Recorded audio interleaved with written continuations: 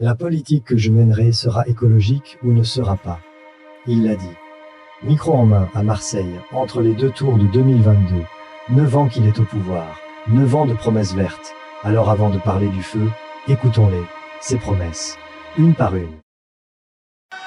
La politique que je mènerai dans les 5 ans à venir sera donc écologique ou ne sera pas. Make our planet great again. Ce qui sortira de cette convention, je m'y engage, sera soumis sans filtre, soit au vote du Parlement, soit à référendum, soit à application réglementaire directe.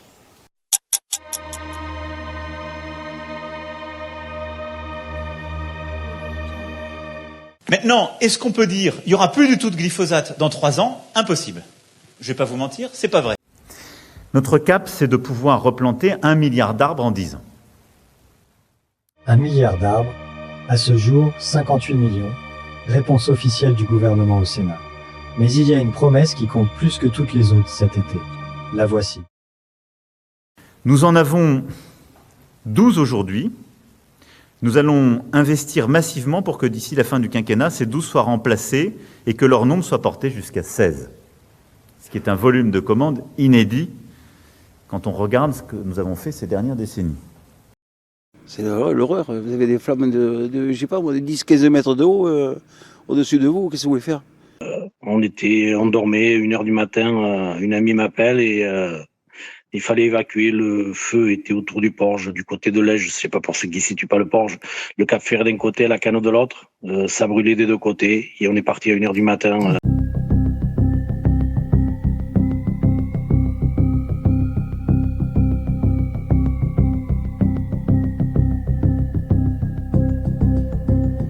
« 42 000 hectares, 220 000 personnes évacuées, 2 pompiers morts. Et au moment où la Gironde brûle, 7 Canadair opérationnels, sur 12. Alors comment on en est arrivé là? Qui aurait pu prédire la vague d'inflation ainsi déclenchée, ou la crise climatique aux effets spectaculaires encore cet été dans notre pays? Voici maintenant que le réchauffement global de la planète est commencé. Il pourrait y avoir un effet de serre général, réchauffement de 2 ou 3 degrés de la température de l'atmosphère, d'où fusion d'une énorme quantité de glace polaire, aussi bien au sud qu'au nord. Oui. Tout le monde, Monsieur le Président. Tout le monde. Mercredi 22 juillet 2026, début d'après-midi. Un feu part de Somos, au cœur de la forêt des Landes de Gascogne. Origine accidentelle, dira le parquet. En quelques heures, 1500 hectares. 3500 personnes évacuées. Le même jour, 2500 hectares brûlent dans le Var. La veille, près de l'aéroport de Bordeaux-Mérignac, un camion de pompiers est piégé par les flammes. 2 sapeurs-pompiers professionnels meurent. Image d'apocalypse en Gironde, où la crainte laisse bientôt place au drame. 2 sapeurs-pompiers perdent la vie dans ce combat acharné contre le feu. 2 semaines plus tôt, un pompier volontaire de 22 ans était mort en Savoie. 8 pompiers tués depuis le début de l'année 2026. C'était 6 sur toute l'année 2025. Jeudi 23 juillet, le feu de Somos devient un méga-feu. Il court à 800 000 hectares par heure. Dans la nuit du 23 au 24, il traverse le Porge. Puis il saute sur la presqu'île de Lège Cap Ferret. Vendredi 24, plan blanc en Gironde et dans les Landes. Deuxième méga-feu à Biscarrosse, 23 000 personnes évacuées. La France active le mécanisme de protection civile de l'Union européenne. Samedi 25 juillet, le feu change d'axe et fonce vers l'est. Bordeaux est à 15 km.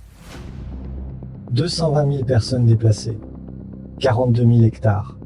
C'est 2 fois l'été 2022. Et ce n'est pas fini. Depuis janvier, la France a déjà brûlé 115 000 hectares, un record. Le dimanche 26 juillet, pour la première fois de l'histoire, un avion militaire à 400 M est utilisé comme bombardier d'eau, en catastrophe. C'est hyper dur parce que là ils sont en train d'éteindre un foyer qui est là-bas, il y en a un autre qui prend ici, un autre qui prend là-bas. Prenez le tuyau les gars. Là on est vraiment sur le front, il y a des fumerolles juste ici, on voit les flammes derrière. Vous voyez les agriculteurs, tous les artisans qui viennent pour aider les pompiers. On va te passer quelque part, on n'a plus d'eau. Alors oui, le feu était violent. Oui, la météo était extrême. Mais la question n'est pas là. La question c'est pourquoi en 2026, après toutes les promesses, on éteint les feux de la 7e puissance mondiale. Avec des canadaires croates et un avion militaire bricolé? Réponse d'abord chez ceux qui étaient sur le terrain, les pompiers. 4 juillet 2026, 18 jours avant le méga-feu. Sur CNews, Bruno Ménard, porte-parole national des pompiers volontaires, dit ceci.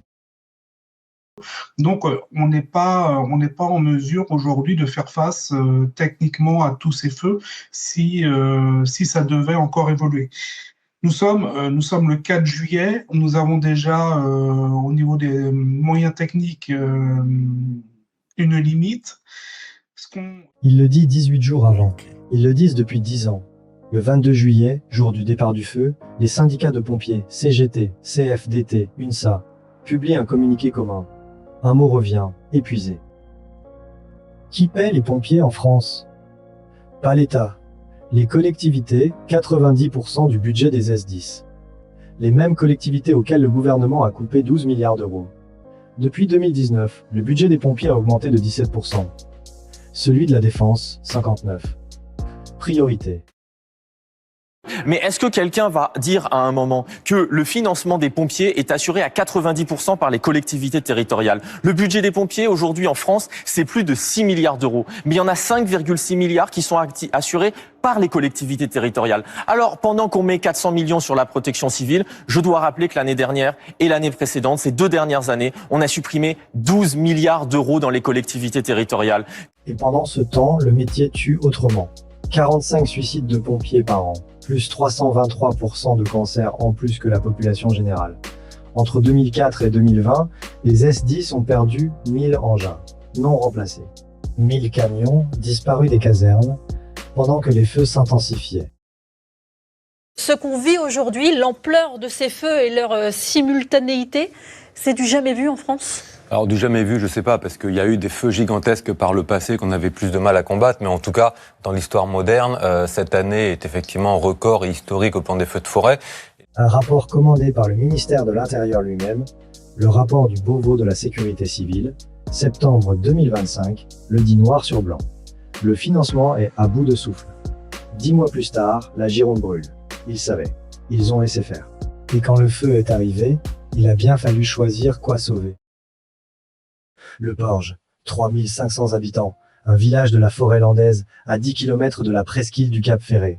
D'un côté, les pavillons des employés, des artisans, des retraités modestes. De l'autre, les villas à plusieurs millions d'euros. Dans la nuit du 23 au 24 juillet, le feu arrive sur le Porge. À 2 heures du matin, les habitants se réveillent avec des braises dans leur jardin. Pas d'alerte FR alerte. Ils partent en pyjama, en claquettes, dans la fumée. À 1 heure du matin après, l'ordre d'évacuation, les pompiers envoyés en renfort disparaissent. Sans explication. Il ne reste que les pompiers du village et leurs 2 camions.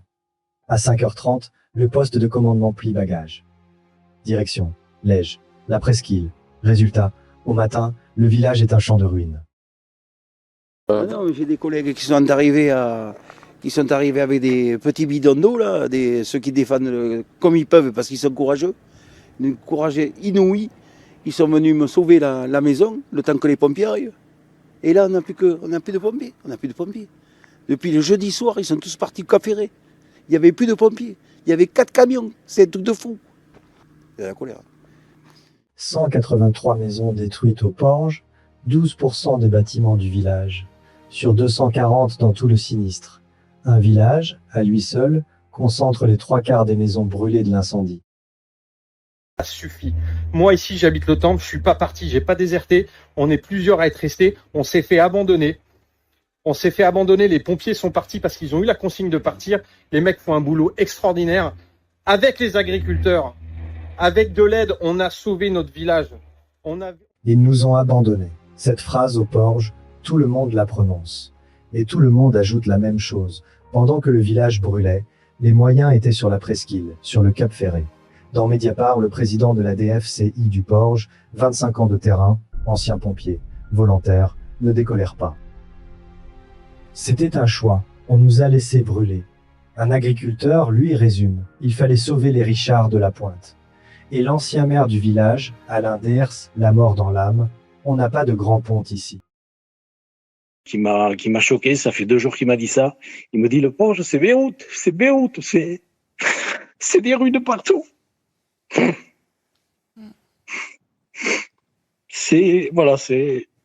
Là, j'ai une image de Beyrouth, ce qu'on voyait à la télé il y a 10 ans, il y a 20 ans sur la guerre. Alors, est-ce vrai? On a posé la question. La préfète de Gironde répond. Nous réfléchissons d'abord, notre priorité c'est sauver des vies, et permettez-moi de le dire parce que je sens que les critiques d'ores et déjà affluent. Je pense que c'est pas le temps de la polémique, ça n'est pas le temps des critiques, les gens. La préfète, soit dit en passant, n'est venue au Porge que 4 jours après le feu. Passage éclair. Quelques minutes, dans un SUV escorté par les motards de la gendarmerie. La solidarité de l'État, dit-elle. Sauver des vies donc. Traduisons. Ce soir-là, il n'y avait pas assez de moyens. Pour les deux. Alors on a choisi. Et on a choisi la presqu'île et ses villas. Pendant que le Cap Ferré était quadrillé au Porge, il n'y avait plus personne. Personne pour défendre les maisons, les commerces, ils appellent ça prioriser. Nous, on appelle ça ce que c'est, l'abandon d'un village de prolos. Et la vraie question n'est pas pourquoi avoir protégé le Cap Ferré. La question c'est pourquoi fallait-il choisir? Parce qu'il manque des camions, des hommes et des avions. Et ça, ce n'est pas la météo, c'est un budget. Et en se retrouvant dans des situations très difficiles.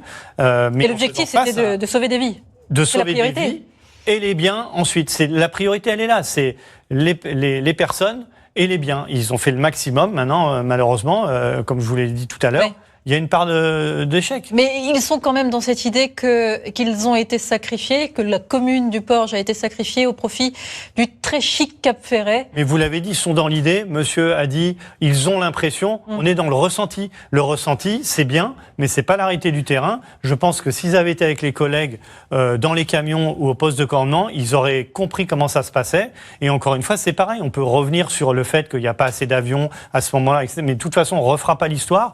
Et encore une fois, combien on est prêt à mettre pour notre sécurité civile en France? Le 29 juillet, 756 habitants rejoignent une plainte collective. Leur avocat parle de défaillance de l'État. Ils ne demandent pas la lune, ils demandent pourquoi leur village. Pendant que le feu brûle, que font ceux qui gouvernent? Ils expliquent qu'ils ont tout bien fait. 15 juillet 2026, une semaine avant le méga-feu, la forêt de Fontainebleau vient de brûler. À l'Assemblée nationale, le député insoumis Arnaud Saint-Martin interroge le ministre de l'Intérieur. Promesse en l'air d'un renouvellement entier de la flotte de Canadair vieillissant par Emmanuel Macron en 2022, annulation de commandes par Gabriel Attal en 2024, en plus des 75 millions d'euros d'économies l'an dernier dans les budgets de la sécurité civile, démantèlement de l'Office national des forêts et des agences de l'État, autant de coupes rases qui montrent votre sens des priorités. En matière de flotte aérienne, qui est parmi la plus performante d'Europe et qui est parmi la plus nombreuse, si vous rapportez ça en nombre d'hectares brûlés. 12 Canadair, 8 Dash, dont je vous redis que 6 ont été livrés entre 2019 et 2023. 2019 et 2023, les dates ont un peu de sens quand même. Bon, nous louons par ailleurs, je viens de le redire, 10 hélicoptères et 6 avions qui sont tous bombardiers d'eau. Et puis nous avons aussi les mécanismes européens qui viennent nous renforcer comme nous allons renforcer les autres. Sur les moyens terrestres, il y a eu le pacte capacitaire, 150 millions qui est venu aider chaque SDIS à se renforcer, et notamment en engins spécialisés de lutte contre les incendies. Réponse de Laurent Nunez, ministre de l'Intérieur. La flotte française est, textuelle, parmi les plus performantes et les plus nombreuses d'Europe. Parmi les plus performantes. 7 jours plus tard, 7 Canadair opérationnels, 2 Canadair croates en renfort et 220 000 personnes évacuées. 6. Donc au total, si vous rajoutez les moyens qui ont été acquis par les SDIS, au total, la flotte aérienne française, c'est 67 vecteurs. 67 vecteurs. Donc ce qui est évidemment extrêmement important. C'est-à-dire à la fois ce que nous louons, ce que nous avons en patrimonial, et puis les moyens des SDIS. Ce qui en fait d'ailleurs une des flottes les plus importantes d'Europe. Et il faut s'en féliciter. Et donc il faut arrêter de se contenter, de se limiter à telle ou telle catégorie d'aviation, d'avion, type d'avion ou type d'hélicoptère. Le 20 juillet, sur France Inter, il vantait ses 12 Canadair et une saison exceptionnelle. Le 22 juillet, jour du méga-feu, il répond au syndicat de pompiers. Le France bashing, ça suffit. Le France bashing, pendant que les pompiers enterrent 2 des leurs. Et Gabriel Attal, l'homme du décret de février 2024, lui, dénonce quoi? C'est les fake news habituelles de la France insoumise. La réalité, c'est que mon gouvernement est le premier à avoir commandé des Canadair depuis 20 ans. Des fake news. Vous allez voir à quel point c'est faux. C'est un décret signé de sa main. Mais avant ça, il faut parler de ceux qui, à l'Assemblée, font semblant d'être en colère. Juillet 2026. Au micro, le Rassemblement national est indigné. Écoutez. Merci, monsieur le ministre. Monsieur le député. Monsieur le ministre, on n'a toujours pas de date claire, donc je prends acte que la sécurité civile n'est toujours pas dans vos axes prioritaires. Merci beaucoup, monsieur le ministre. Il vous reste 4 secondes, allez-y. Monsieur le ministre, nos Canadiens ont plus de 30 ans, il est vraiment grand temps de les renouveler. Il n'y a pas eu de commande entre 2017 et 2024, donc vous n'avez pas anticipé. Désolé, monsieur le ministre. Beau numéro. Sauf qu'au même moment, le ministre de l'Intérieur n'est même pas gêné. À Limonji, il répond « Nous avons largement de quoi faire » et balaie la polémique complètement stérile. Leur petite indignation, le gouvernement la traite par le mépris. Et maintenant, regardons leurs actes. Automne 2024, budget 2025, 3 amendements pour rétablir. Les crédits des Canadair sont déposés par une socialiste, par une écologiste et par un insoumis, Damien Maudet. Tous rejetés en commission. Et l'amendement du RN sur la flotte aérienne? Il n'a même pas été défendu. Le RN l'a retiré lui-même. Ils auraient pu se battre. Ils ont rangé leur copie. Leur proposition? Des générateurs d'eau atmosphérique, rendement dérisoire, disent les experts. Un amendement Canadair jugé sans portée juridique par le rapporteur. Du cinéma. En revanche, pour voter une médaille pour les sapeurs-pompiers, coût 0 €, là, ils sont tous présents. 119 voix pour. Des breloques, oui. Des avions, non. Et surtout, à chaque fois qu'ils ont pu faire tomber les gouvernements qui coupaient dans la sécurité civile, ils ont refusé. Motion de censure, 127 voix, 121 voix, sans le RN, qui laisse gouverner Attal puis ses successeurs. Alors quand ils crient au feu au bord des cendres, souvenez-vous. Ils pleurent sur les ruines, et ils votent avec les pyromanes. Retour en arrière, été 2022, 72 000 hectares brûlés, dont 30 000 en Gironde, la teste de bûche, Landiras. Le 28 octobre 2022, Emmanuel Macron reçoit 350 acteurs de la lutte contre les feux à l'Élysée. Et il promet. Écoutons-le. Pour beaucoup d'entre vous, cet été fut une saison en enfer. Et la promesse précise, chiffrée, datée. Nous en avons 12 aujourd'hui. Nous allons investir massivement pour que d'ici la fin du quinquennat, ces 12 soient remplacés et que leur nombre soit porté jusqu'à 16. Ce qui est un volume de commandes inédit quand on regarde ce que nous avons fait ces dernières décennies. 12 remplacés, 16 au total, avant la fin du quinquennat, c'est-à-dire 2027. Plus 250 millions d'euros de réarmement aérien, plus 150 millions pour les S-10. Plus 1 milliard d'arbres. Tout y est, promesse solennelle devant les pompiers de France. C'était il y a 4 ans.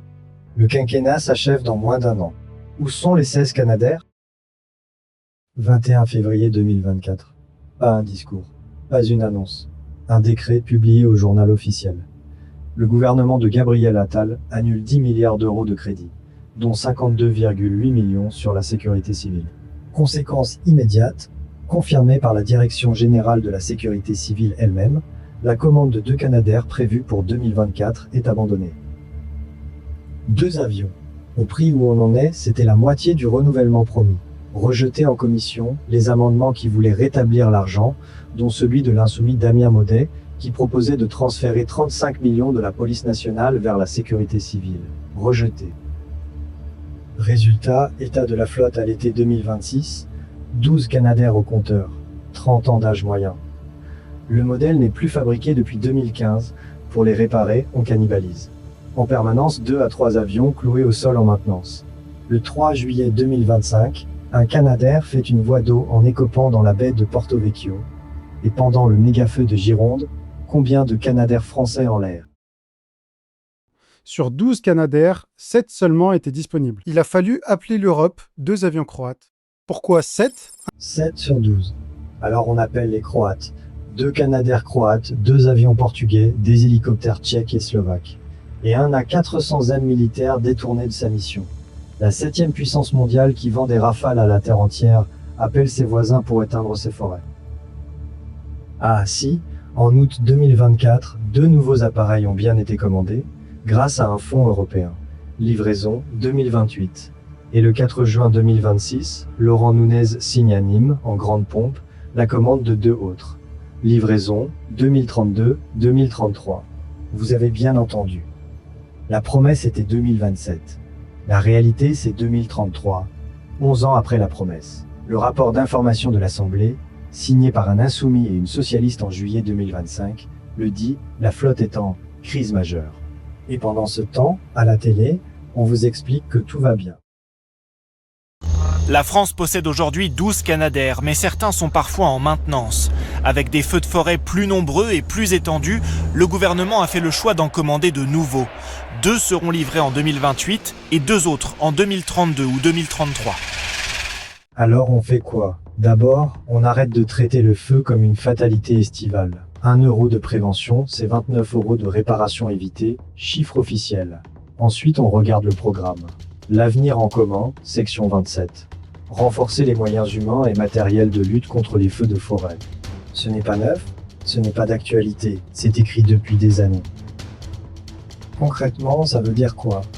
La forêt d'abord, doubler les effectifs de l'Office national des forêts, 16 000 agents en 1985, moins de 8 400 aujourd'hui.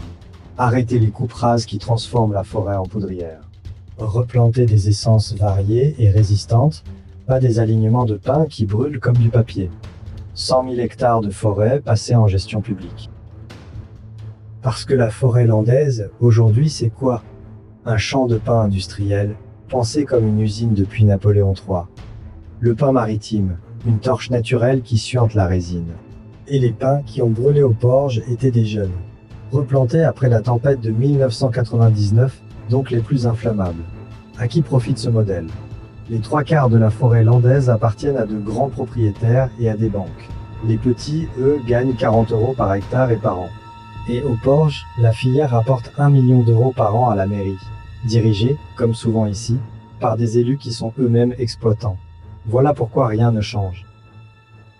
Ça veut dire des pompiers ensuite. Le 27 juillet, pendant que le Porge brûlait encore, Adrien Clouet a présenté le plan insoumis.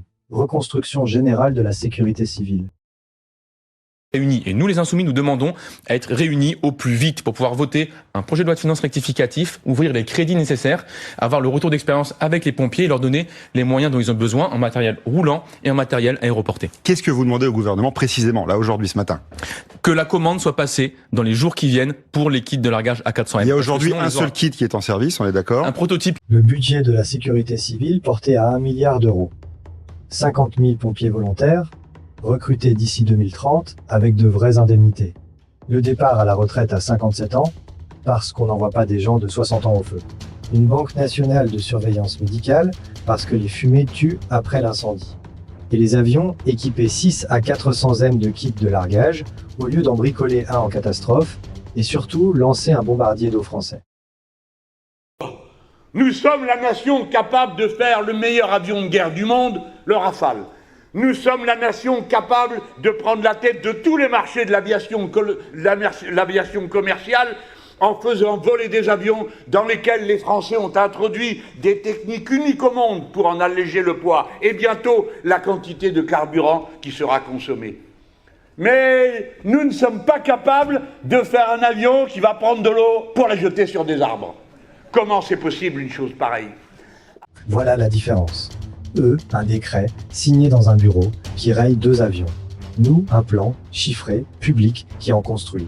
Eux, des pompiers qui crèvent à 60 ans. Nous, la retraite, à 57. Eux, on appelle les Croates. Nous, on fabrique français.